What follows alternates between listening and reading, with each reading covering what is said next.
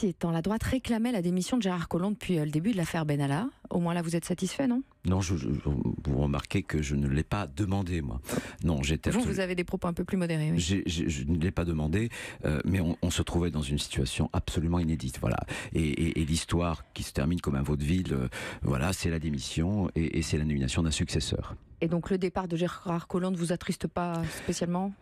Non, ça m'a stupéfié. Ce qui m'a stupéfié, ce que très peu ont relevé, c'est le discours quasiment apocalyptique qu'il a tenu, puisque il a dit à tous les Français, lui, le premier flic de France, sur le départ, il a dit voilà, en France, il y a un séparatisme. Il y a des quartiers, il y a des territoires qui sont sous la menace, sous la loi des narcotrafiquants et des islamistes.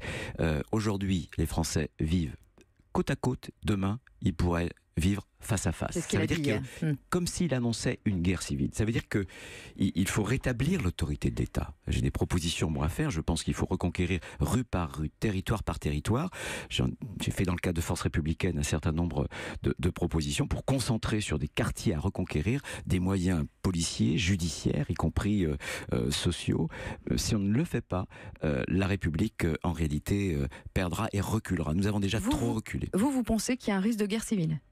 Non, je vous cite les propos. Mais est-ce que vous pensez, comme Gérard Collomb, qu'il y a un risque de guerre civile? Je pense, comme Gérard Collomb, que le séparatisme, le communautarisme est en train de gagner du terrain et qu'on voit bien d'ailleurs, certaines de vos consoeurs ont fait un livre sur Trappes, il y a eu d'autres reportages, par exemple sur la Verrière. Donc il faut tirer la sonnette d'alarme. On a déversé des milliards, des subventions, on a voulu acheter la paix sociale, résultat, on a fait prospérer le désordre et non pas la loi de la République. Eh bien, il faut avoir le courage, et ce que je demande à Emmanuel Macron. Je pense qu'il y a deux urgences en France aujourd'hui. Voilà. Avec le ministre de l'Intérieur, il y a la reconquête de ces territoires et qu'on ne me parle pas de l'islam de France, parce que ce serait dangereux pour moi. Et l'autre urgence, c'est le chômage, c'est l'économie, c'est le déclassement et le décrochement de la France. Ce sont ces deux points qui menacent la France aujourd'hui.